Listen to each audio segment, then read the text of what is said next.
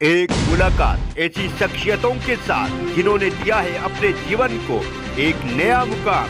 रूबरू कराएंगे ऐसी कुछ हस्तियों के साथ एक खास शख्सियत के साथ मुलाकात जयदेव पटेल के साथ नंबर 1 इंडिया न्यूज पर रात। नमस्कार व्यूअर्स, मैं हूं जयदेव पटेल और आप देख रहे हैं नंबर 1 इंडिया न्यूज। आपका एक बार फिर स्वागत है एक खास शख्स के साथ मुलाकात प्रोग्राम में। आज हमारे साथ खास मेहमान है defence expert retired lieutenant general Rajendra Singh. Rajendra Singh ji, आपका बहुत बहुत स्वागत है आज हमारे प्रोग्राम में। Thank you. राजेंद्र सिंह जी, आपसे मेरा पहला सवाल है कि युद्ध का 11वां दिन है और कल हमने देखा कि सीज फायर का ऐलान करने के बाद अब पुतिन ये कह रहे हैं कि खतरे में है यूक्रेन का भविष्य, यानी कि और भी ज्यादा भयानक तस्वीर देखने को मिल सकती है। अब तक जो लिहाज कर रहे थे पुतिन, वो अब नहीं करेंगे। नहीं, पुतिन साहब ने जो कल सीज फायर रशिया ने जो किया था, वो इसलिए नहीं किया था कि वो यूक्रेन को कुछ आराम देना चाहते थे। नहीं, वो तो इसलिए किया था कि वो consideration to civil population and जो हमारे भारतीय या बाकी कई सारे स्टूडेंट्स जो उधर फंस गए हैं, उनको वहां से निकलने का टाइम का। और आज जो वो बोल रहे हैं वो कोई नया नहीं बोल रहे, वो बोल पहले से ही रहे। देखिए, रशिया की स्ट्रेटजी जब उन्होंने ये ऑपरेशन लॉन्च किया था, उनकी स्ट्रेटजी ये रही है कि कम से कम सिविलियन टारगेट्स को टारगेट किया जाए, कम से कम सिविलियन इंस्टॉलेशंस को बर्बाद किया जाए। कंसंट्रेशन ऑफ ऑपरेशंस जो है वो मिलिट्री टारगेट्स पर हो, रडार स्टेशंस पर हो, एयरफोर्स के बेसिस पर हो, मिलिट्री के इंस्टॉलेशंस के ऊपर हो, और जो उनकी जो मिलिट्री के जो भी फौजें तैनात हैं उनके ऊपर जी। और तो इसलिए ही थोड़ा सा उनका स्पीड ऑफ ऑपरेशंस भी कम पड़ गया।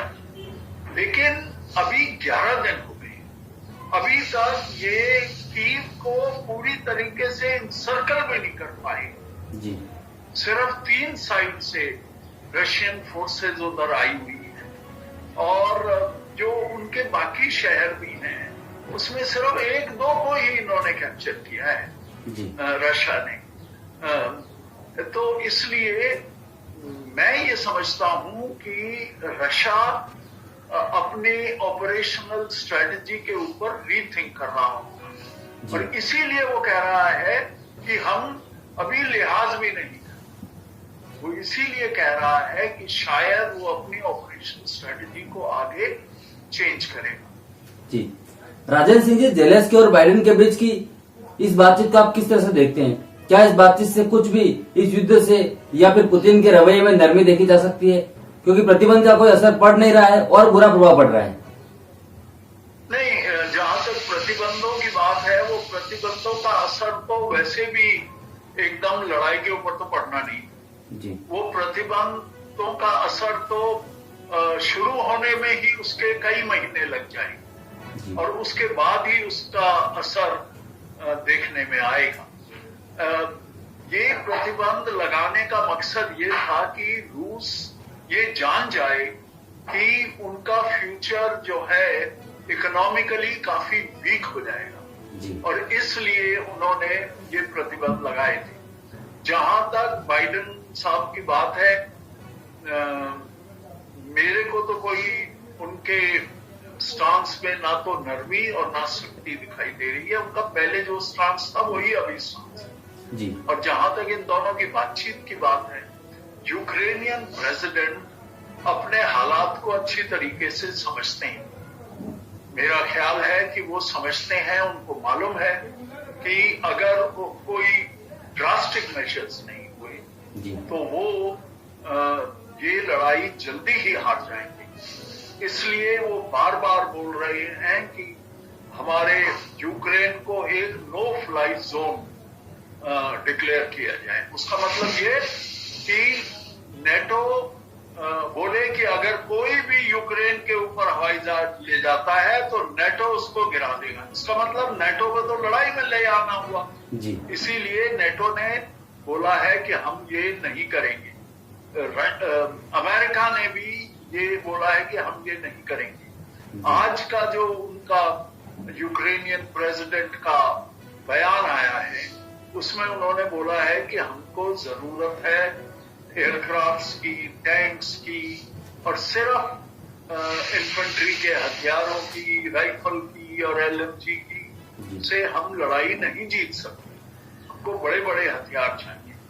तो उनका मकसद ये है कि किसी न किसी तरीके से यूरोप को, नेटो को और यूनाइटेड स्टेट्स को और ज्यादा इंगेज कर सकें रूस की लड़ाई के लिए।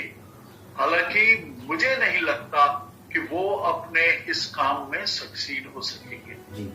और मैं समझता हूं जहां तक रूस की बात है, 11 दिन और इतने थोड़ा एडवांस 11 दिन और तो उनको भी अपनी ऑपरेशन स्ट्रेटेजी के ऊपर रीथिंक करना पड़ेगा। आपको जैसा ख्याल होगा कि 1971 की जब लड़ाई हुई थी, जो ईस्ट पाकिस्तान था उस समय, बांग्लादेश अभी, जब हमारी फौजों ने उधर ईस्ट पाकिस्तान पर, उस समय जो ईस्ट पाकिस्तान था उसके ऊपर हमला किया, तो 4-5 दिन तक खूब जबरदस्त लड़ाई थी और हमारे एडवांसेस ज्यादा नहीं हुए क्योंकि जो कैप्चर हुए इलाके वो थोड़े कम ही थे, ज्यादा नहीं हुए और बार बार 2-3 बार अटैक करना पड़ा एक पोजीशन पर। और जब उस समय हमारे कोर कमांडर्स ने, हमारे ऑपरेशनल कमांडर्स ने ये डिसाइड किया कि हमें अपना जो है स्ट्रेटजी को बदलना पड़ेगा। तो उन्होंने तब ये देखा कि जहां भी उनको ज्यादा रेजिस्टेंस मिल रही है उस जगह पर उसको कंटेन करें और उसके दाएं और बाएं से निकलकर उसके पीछे चले जाएं और पीछे के इलाके को इन्वेस्ट करें। इसी तरीके की कुछ स्ट्रेटजी मैं समझता हूं अभी रूस को भी अपनानी पड़ेगी। और आपको जैसा मालूम है कि 14 दिन के अंदर हमारी फौजें ढाका के आउटस्कर्ट्स पे पहुंच गई थी और 14 दिन के अंदर पूरे ईस्ट पाकिस्तान ने सरेंडर कर दिया। राजेंद्र सिंह जी, रूस के खिलाफ इस जंग में अब यूक्रेन के आम नागरिक भी उधर तो चुके हैं, लेकिन ये फैसला कहां तक जायज होगा? क्योंकि अनट्रेंड पीपल है ये, जो रूस की सेना के सामने जो इतनी स्ट्रांग है, इतनी मजबूत है, उनके सामने कब तक टिक पाएंगे? नहीं, देखिए, जहां तक civilians getting involved in this conflict situation की बात है, मैं समझता हूं कि ये इस चीज को जाहिर करती है कि सिविल पॉपुलेशन का मोराल हाई, और ये इस चीज को जाहिर करती है कि सिविल पॉपुलेशन ये समझती है कि हम हार नहीं मानेंगे, और ये बहुत असर करती है आर्मी के मोराल के। तो यूक्रेनियन आर्मी अपने सिविल भाई बहनों को देखकर उनका मोराल भी काफी ऊपर होगा। इसका फर्क सिर्फ इतना ही होगा, किसी भी बड़ी फौज के सामने ये अनट्रेन्ड सिविल मिलिशियाज वगैरह ज्यादा देर तक नहीं टिक सकते, और ना ही उनका मकसद ये, पर उनका मकसद ये जरूर है कि वो, अगर उनकी फौजें उनके साथ हैं तो उनकी फौजों के साथ वो मिलकर जरूर ऑपरेशंस में कुछ मदद कर सकती है। जैसे मुक्ति बाहिनी ने अपने बांग्लादेश के ऑपरेशंस में, मुक्ति बाहिनी ने बहुत जबरदस्त रोल पैदा ये उधर निभाया था, और वो रोल निभाया था। मुक्ति बाहिनी तो उनके आर्म्ड, उनकी पुलिस और आर्म्ड फोर्सेस के हिस्सों के बेस से ही खड़ी हुई थी, लेकिन बल्क ऑफ द पॉपुलेशन उधर भी सिविलियन। जी राजेंद्र सिंह जी, आपसे मेरा एक क्लोजिंग क्वेश्चन है कि यूक्रेन के कीव पर अब अगला टारगेट रूस का यही है कि जल्द से जल्द कीव पर कब्जा किया जा सके, लेकिन ये जो तैयारी आम नागरिक कर रहे हैं वेपन्स को लेकर के, सड़क पर कुछ चीजें ऐसी लगा रहे हैं ताकि सेना दाखिल ना हो सके, ये कितना ज्यादा पॉसिबल है? क्योंकि ये इतना आसान नहीं है। चलिए अपने हाथ में मशीन गन ले ली, लेकिन सामने वाले पर अटैक करना उतना पॉसिबल नहीं होगा आम नागरिक के लिए। नहीं, बिल्कुल, पर आम नागरिक अकेले तो नहीं होंगे ना जी। आम रूस की फौज का मुकाबला तो यूक्रेनियन आर्मी करेगी। यूक्रेनियन आर्मी को सप्लीमेंट करने के लिए ये ये नागरिक अगर इस तरीके की चीजें करें, पीछे के रेयर एरियाज में जो वाइटल इंस्टॉलेशंस हैं उनका डिफेंस करें, जो अनहेल्ड एरियाज हैं उधर सर्वेलेंस करें, इस तरीके की अगर चीजें करेंगे तो वो जरूर एक कंस्ट्रक्टिव रोल अपनी देश के डिफेंस में जरूर अदा कर सकते हैं। पर एक चीज हमको ख्याल रखनी होगी, रूस एक बहुत बड़ा देश है, एक बहुत बड़ी मिलिट्री पावर है।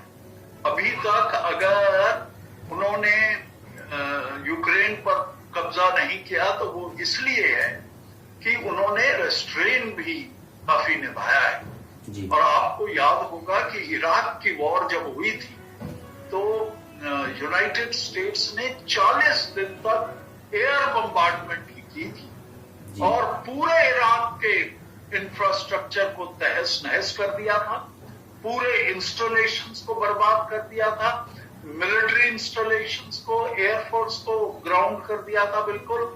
और उसके बाद जब उन्होंने ग्राउंड ऑफेंसिव किया तो कोई 5-10 दिन में ही उनका ग्राउंड ऑफेंसिव सक्सेसफुल हो गया था।